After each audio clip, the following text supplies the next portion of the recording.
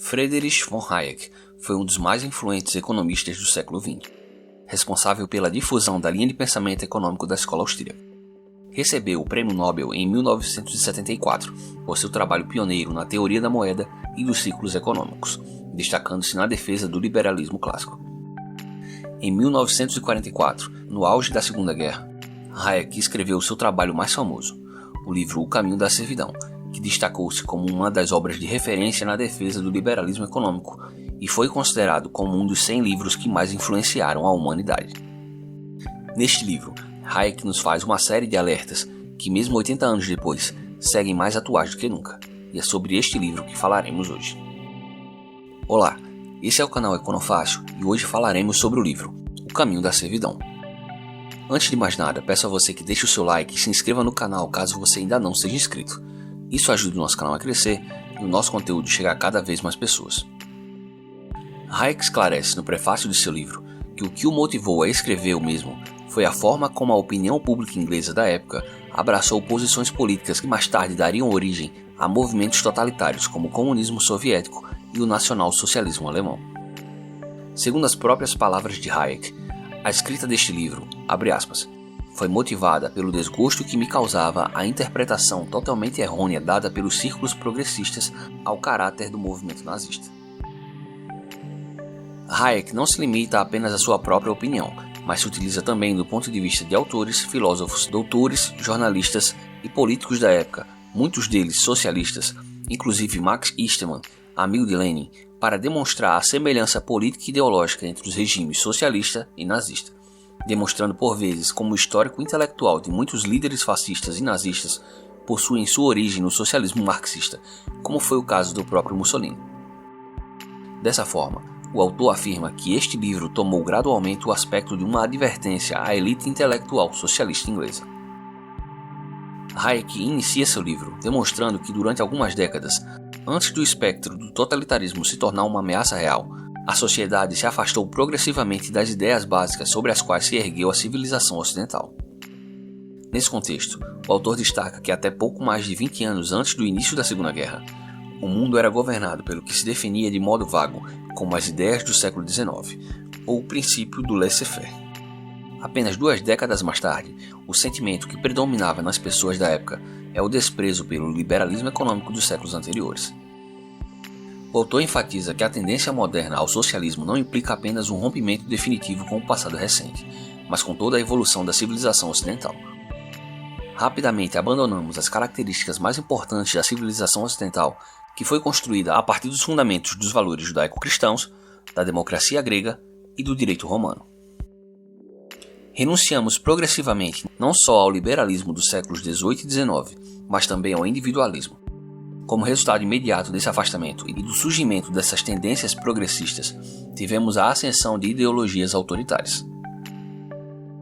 Voltando no tempo, Hayek nos explica como o surgimento de uma corrente teórica que defendia o livre mercado e a sua consequente hegemonia como a principal filosofia política do mundo ocidental por quase 2 séculos permitiu o pleno desenvolvimento econômico da Europa e dos Estados Unidos e fez com que a ciência desse os grandes passos que nos 150 anos anteriores à Segunda Guerra mudaram a face do mundo. Em princípios do século XX, o trabalhador do mundo ocidental havia alcançado um grau de conforto material, segurança e independência que pareceria impossível um século antes. Entretanto, a elevação do padrão de vida em breve levava à descoberta de grandes mazelas na sociedade que os homens não mais estavam dispostos a tolerar. Por este motivo, pode-se dizer que o próprio sucesso do liberalismo tornou-se a causa do seu declínio. Devido ao êxito já alcançado, o homem foi se mostrando cada vez menos disposto a tolerar os males ainda existentes. Nesse cenário, ideologias coletivistas, com suas retóricas emocionalmente apelativas, pouco racionais e de fácil absorção, foram ganhando cada vez mais espaço com a promessa de acabar com as mazelas criadas pelo livre mercado. No decorrer do livro, nos é explicado de forma simples que a característica comum a todos os sistemas coletivistas é a planificação econômica, ou seja, a organização planejada dos recursos e das atividades da sociedade em função de um único objetivo. Hayek argumenta que em um sistema de planejamento central da economia, a alocação de recursos é de responsabilidade de um pequeno grupo. mas sendo este incapaz de processar a enorme quantidade de informações necessárias para esta tarefa, o que ocorre são repetidos fracassos do planejamento central. Dessa forma, o uso da força cresce como uma falsa solução para os problemas de desabastecimento e miséria, criando um círculo vicioso que leva estes países fatalmente ao totalitarismo. Por esse motivo, Hayek enfatiza que apenas através da existência de um sistema de livre concorrência é que a democracia se torna possível.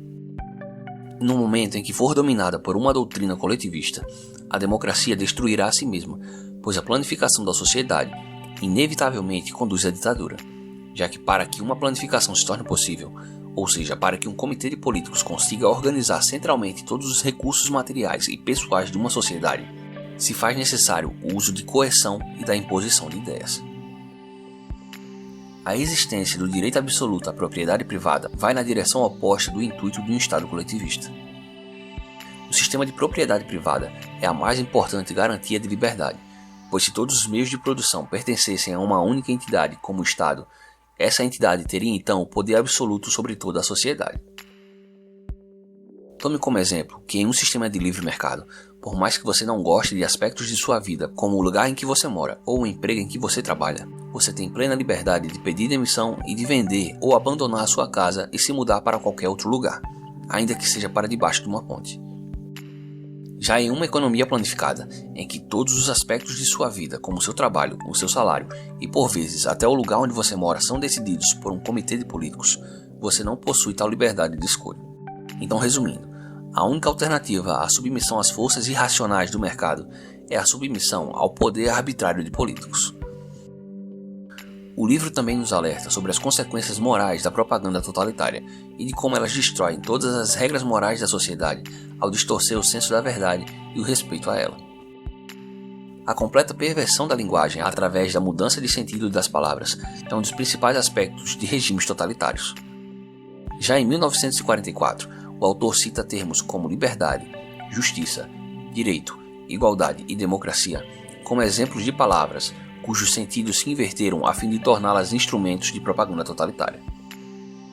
Outro aspecto da evolução intelectual característico de regimes autoritários destacado no livro e que serve de alerta para os dias de hoje é o de como os cientistas foram os primeiros a prontamente se submeterem à tirania alemã, com o objetivo de estimular uma sociedade organizada de cima para baixo, em que eles exerceriam plena influência sobre a formação das opiniões políticas e sociais. A principal conclusão que podemos tirar deste livro é que o princípio de que uma política de liberdade para o indivíduo é a única política que de fato conduz ao progresso, e ele permanece tão verdadeiro hoje como foi no século XIX. Por esse motivo, Hayek nos alerta que nós devemos reaprender a encarar o fato de que a liberdade tem o seu preço e de que, como indivíduos, devemos estar prontos a fazer grandes sacrifícios materiais a fim de conservá-la. Nesse contexto, termino este resumo com o seguinte trecho do livro. Abre aspas. Para construir um mundo melhor, devemos ter a coragem de começar de novo. Não são os que creem em tendências inevitáveis que mostram essa coragem, nem aqueles que pregam uma nova ordem, sem nada melhor a oferecer do que imitar Hitler. Aqueles que clamam mais alto pela nova ordem são na realidade os que se acham mais completamente dominados pelas ideias que provocaram esta guerra e quase todos os males de que sofremos. O coletivismo em proporções mundiais parece inconcebível, a não ser para atender aos interesses de uma pequena elite dirigente. Fecha aspas. Caso tenha interesse, o link do livro estará no comentário em destaque logo abaixo. Gostou do conteúdo? Então deixe o seu like, se inscreva no canal e compartilhe este vídeo com todos os seus amigos e familiares. Caso tenha alguma dúvida, crítica ou sugestão, deixe um comentário que terei o maior prazer em responder. Muito obrigado por assistir ao vídeo e até a próxima.